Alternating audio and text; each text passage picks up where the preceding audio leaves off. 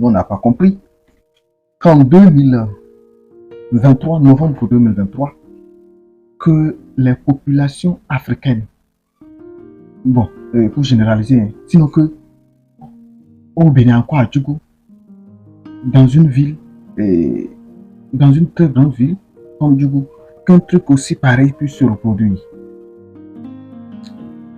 C'était avant-hier aux environs de 7 heures qu'un camion qui transportait du liquide inflammable a fait un accident et s'est renversé au beau milieu du rond-point du grand carrefour de Djougou.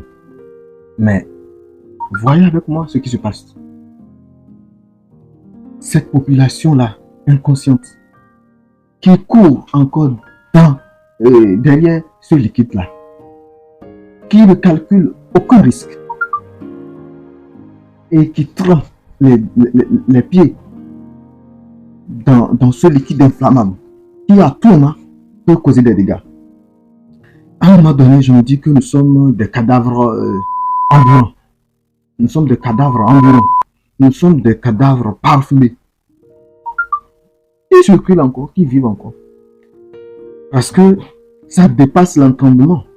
Et vous voyez, avec des enfants de 2-3 ans qui se trouvent dans le liquide. Et moi, j'entends des gens dire dans les vidéos que non, que ça fait rien. Et pourtant, c'est écrit noir sur blanc que c'est un liquide inflammable. Que veut dire liquide inflammable? Mais faites attention, vous avez oublié l'affaire de Porga. Ce qui s'est passé à Porga. Vous avez oublié ce genre de cas-là qui sont proposés un peu partout dans les petits villages du Bénin.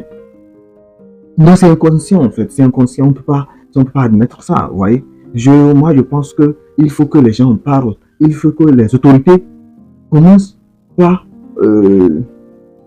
parler à cette population-là. Qui, des fois, quand quelque chose du genre arrive, n'arrive pas à se contrôler. C'est vrai que la foule est folle, mais on ne peut pas tout admettre.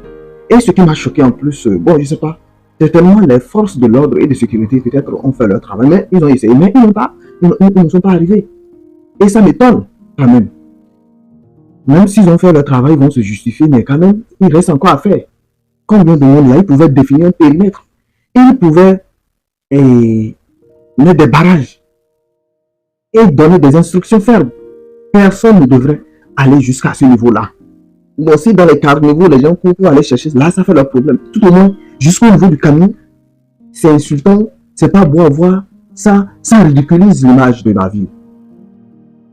Ça montre que les Africains jusqu'à aujourd'hui n'ont pas pris conscience. Ça dit qu'avec un clin d'œil, on peut voir toute une population mourir. Et ça, c'est inadmissible. C'est inadmissible. Et donc, les forces de l'ordre sont appelées à faire leur travail. Et il peut arriver même à tabasser cette population-là quand ça va dans l'intérêt de celle-ci. Mais laisser la population à son sort, c'est pas bien. Donc voilà ma préoccupation. Et ce qui m'a inquiété aussi, c'est que après que l'événement s'est produit, on a compté des jours, on est en train de compter des jours. Bon, je ne sais pas actuellement si ils ont déjà dégagé le camion, mais au centre, au rond-point, au grand carrefour d'une ville aussi représentative, on ne va pas laisser un camion, d'accord, créer des embouteillages. Donc, pourquoi ne pas chercher en même temps les mesures idoines pour déguerpir ce camion-là? C'est là que j'appelle la municipalité de la ville de Djougou. La mairie de Djougou, je n'ai pas compris. Nous attendons des réponses certainement. Oui, nous faisons partie de cette population-là et nous voulons des réponses claires. Pourquoi ce retard-là? Est-ce que, bon, il va nous dire, est-ce qu'il y a des mesures à prendre d'abord ou bien quoi? Je ne sais pas. Imaginez que dans ce moment-là, qu'un président, je ne sais pas, d'un autre pays africain soit en train de tourner et puis il devait passer par le rond-point.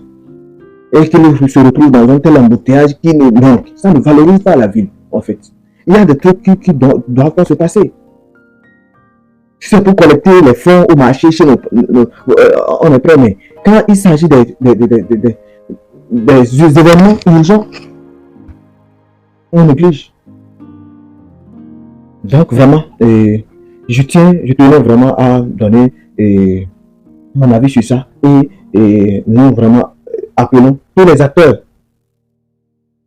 de la société à vraiment intervenir, à commencer à parler sur cette situation-là parce que c'est en mettant, en discutant qu'on va trouver vraiment des solutions. On va commencer par changer de mentalité, qu'on va changer notre façon de voir les choses. Nous ne sommes plus en 2000, je sais pas, en 2001, 2002 pour avoir ces habitudes-là, ces comportements.